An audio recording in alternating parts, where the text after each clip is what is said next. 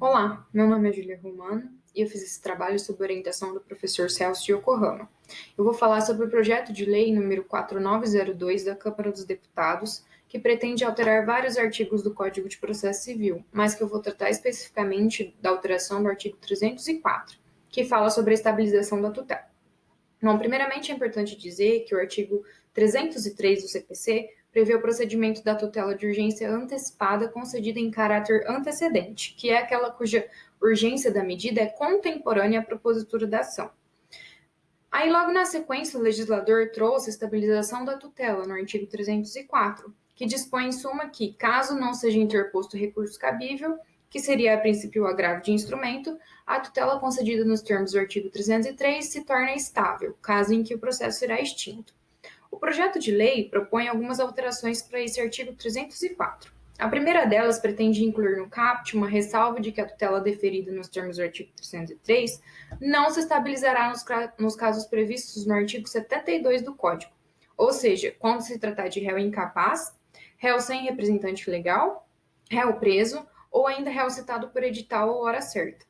Nesses casos, então, designa-se um curador especial que terá o dever de adotar todas as medidas cabíveis em defesa do réu, inclusive de impugnar a medida urgente concedida. A segunda alteração complementa a redação do parágrafo 1º. Atualmente, ele diz que, se estabilizada a tutela, o processo será extinto. O projeto propõe a complementação para prever que o processo será extinto sem resolução do mérito e que a tutela antecipada se estabilizará mesmo que o autor não tenha promovido o aditamento da inicial. A justificativa para essa redação é que haveria uma aparente contradição entre quando o autor e o réu ao mesmo tempo se omitem, o primeiro em aditar a petição inicial e o segundo em impugnar. No entanto, a consequência da não impugnação pelo réu, ou seja, sua inércia, é a estabilização da tutela, que já consta no artigo 304 caput, assim como a consequência ao autor por não aditar a petição inicial é a extinção do processo sem resolução do mérito, que já consta no parágrafo 2º do artigo 303. Além disso, caso o réu não interponha o recurso, a tutela se estabiliza, de maneira que seria então desnecessária a apresentação do pedido principal. Então, não que essa complementação do parágrafo 1º seja ruim, mas na verdade parece ser algo que não apresenta de fato uma contribuição nova para o tema.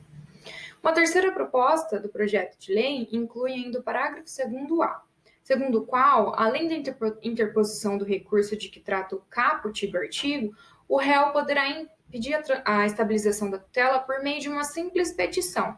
Essa inclusão parece ser viável na medida em que há discussões quanto à abrangência desse termo recurso, de forma que permitir a extensão do significado para abranger também simples petição e outros tipos de impugnação contribui para a celeridade do processo e economiza o agravo de instrumento.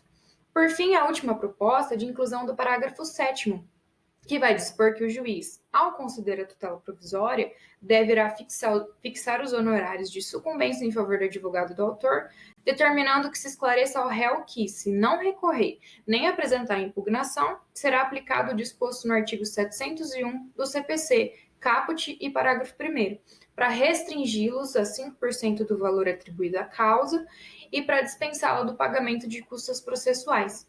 Pela análise da redação, entende-se que a intenção do legislador é estimular o réu a não impugnar a tutela concedida, talvez aí para não estender o processo por conta da celeridade.